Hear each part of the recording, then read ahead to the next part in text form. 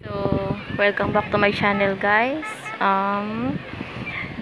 Ngayon sana maliligo kami dito sa Lagdek, pero yan. As you can see, ang daming mga tao. Dinarayo na kasi ito ngayon, pero wala pa namang may nagmamayari nito, public pa lang.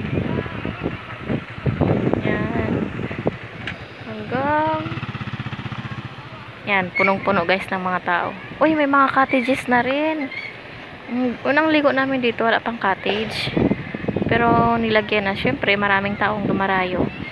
Kung galing ka sa Puerto, pag van, siguro mga 6 hours yung biyahe. Pero pag bus, magsi 7 to 8 hours yan. Yung biyahe. Ito ay kasakupan ng barangay Kampong Ulay.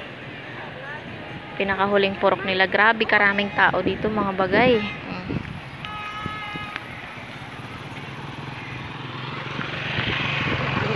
Video mo nagagana.